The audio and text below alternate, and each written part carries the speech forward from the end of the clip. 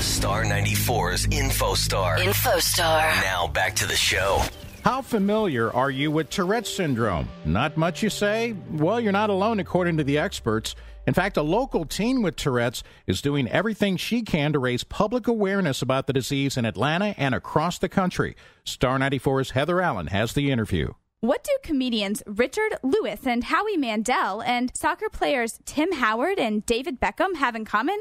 They've all got Tourette syndrome, or a related form of OCD, but they're not letting this neurobehavioral disease hold them back in life. And neither is today's guest, Jamie Grace Harper. Jamie Grace is a 16-year-old high school graduate from Atlanta with Tourette's. She launched an awareness and support website targeted towards teens in 2006, and she uploads blog videos on YouTube from time to time to connect teens with Tourette's from across the United States.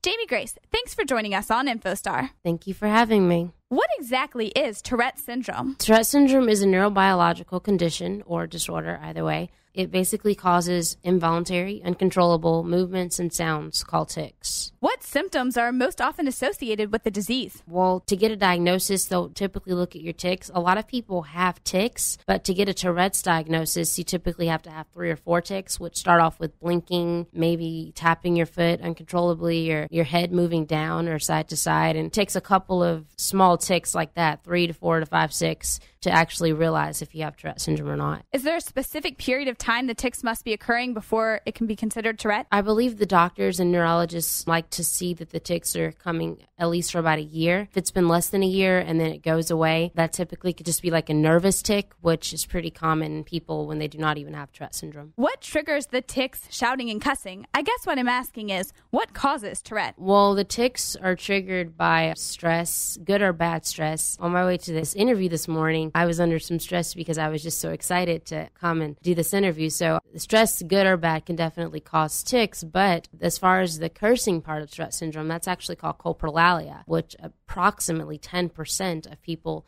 with Tourette syndrome suffer from that part of the condition. And I do not have that part of the condition, but I do have an associated condition. I believe I do, called echolalia, which is where I repeat everything I hear. And actually, echolalia and coprolalia kind of work together. I know some people with coprolalia, and they don't necessarily curse, but they may say things like dang or darn, because those are considered to be words of like expression for them. So as far as the cursing part of it, sometimes it can just be like dang it or darn. Me, I don't have that part of Tourette syndrome, but I know some people that do, and that part is just really triggered by kind of what you surround yourself by. So would you say there's an environmental component to the disease? I definitely believe there is. I know that some people may disagree with that, but like I said, I have echolalia, which is basically where I repeat everything I hear. And if I'm around some people that are saying things that I probably wouldn't say, I might subconsciously feel the urge to repeat them. But if I'm constantly, watching Disney Channel or Nickelodeon, I might wander around singing Hannah Montana. So it definitely does have something to do with what you surround yourself by. It is definitely uncontrollable as well, but I do believe that it has something to do with what you surround yourself with. How is Tourette treated, and is it curable? There's no known cure for the condition, but there are certain things you can do to help it. One thing that my family and I have recently discovered are vitamins, which have no side effects. In the past, I've tried different medicines that had different side effects. Some would have me sleeping countless hours of the day, and then at some time I wouldn't sleep at all for like 4 days. So the medicines have a terrible side effect typically. Every case is different, but typically they do have a pretty bad case of side effects. So I've just decided to go the natural way, and vitamins help a lot. Managing your sleep really helps a lot if you try not to go to bed past midnight or 2 o'clock, however your body works, and exercise, trying to maintain a minimum amount of stress, family support, telling people that you have Tourette syndrome so you don't feel nervous when you're around them.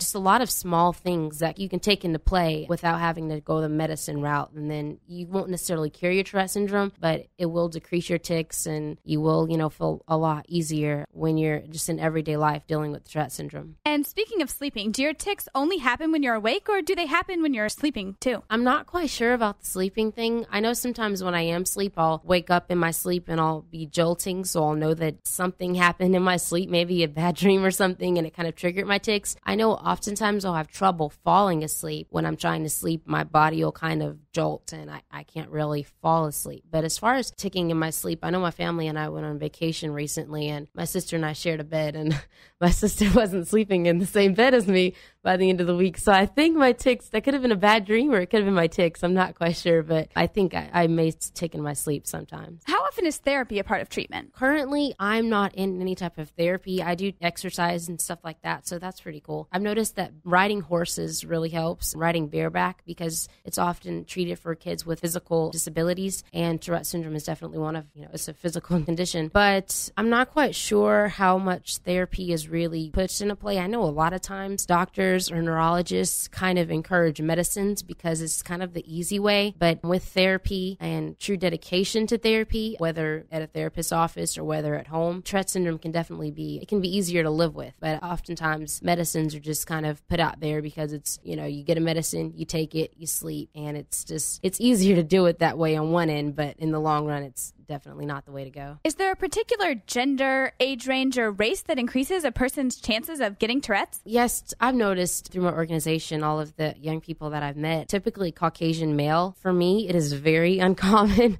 being a Black female to have Tourette syndrome. I've only met 3 other Black people with Tourette's, and I've met a lot of people with Tourette syndrome through different events. So I've typically noticed in Caucasian male and then Caucasian female, and then after that, it's kind of like an even amount of people that I met, but typically just Caucasian male. Would you say Tourette's runs in families? Yes, I definitely would say that. It is a hereditary condition, and I didn't really know anyone that had Tourette syndrome when I was first diagnosed, but my parents have kind of noticed like some OCD traits in my sister, as well as possibly themselves. And about a year or two ago, I actually found out that I have some relatives in Texas with Tourette syndrome, which was pretty cool to find out because I thought I was kind of just like alone in it all. And I also believe I have some family in North Georgia or South Georgia, one of the two, with OCD. So that was pretty cool to hear that. Yeah, you were just talking a little bit about OCD, and I read in my research that patients with Tourette's are more likely than other people to be obsessive compulsive and anxious and to have attention deficit disorder. Can you talk about the correlation between Tourette's and these other illnesses? Yes. Well, we call them like associated conditions like OCD, which is obsessive compulsive disorder, anxiety, bipolar disorder, depression, binocular vision disorder. There are a lot of associated conditions. Personally, I have OCD, which is obsessive compulsive disorder, and anxiety. Oh, there's also a very common one, ADHD, attention deficit hyperactivity disorder. Personally, like I said, I have OCD and anxiety, and they're pretty hard to deal with, but they're just kind of like Tourette syndrome. If you just handle it well, try to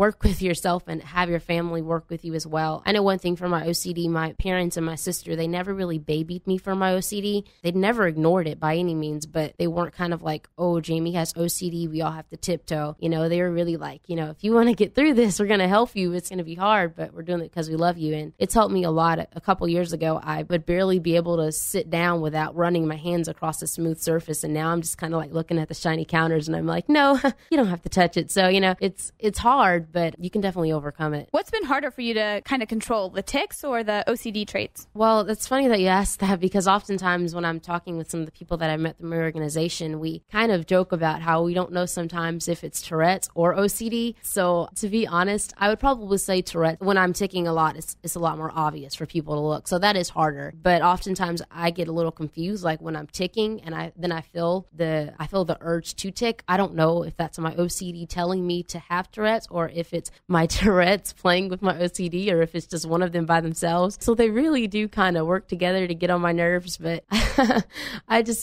try to get through it and not really let it tear me up or get me down or anything like that. When were you personally diagnosed with Tourette's? I started having symptoms around 8 or 9 years old, and I did not get a diagnosis until I was 11 years old. So were you and your parents surprised by the diagnosis, or had you known for a while that something was going on? Well, when I was about 8 or 9, I just started to bend my arms and legs and to blink a lot. It wasn't just normal blinking. It was kind of like closing my eyes for like 4 seconds. And it got kind of bad when it would be like, in the grocery store, I'd be like bumping into stuff, or because I was closing my eyes, I didn't know where I was going. So, kind of bumping the walls if you have your eyes closed. So that's when, after a couple of months, my parents realized, oh, these aren't just habits. This is pretty serious. So it took me to a neurologist, and it wasn't so much surprise for us as it was for my neurologist because it's so uncommon. 1, for a Black female. 2, not many doctors or neurologists know about it. So my mom was actually the one that kind of diagnosed me. She kind of just like did her research and took some papers into the neurologist, and she said, hey, look, this is what my kid has. You can do some research, you can diagnose her, and we'll be happy selling. And so we weren't really surprised as much as the neurologist was kind of like, oh, Tourette syndrome, okay.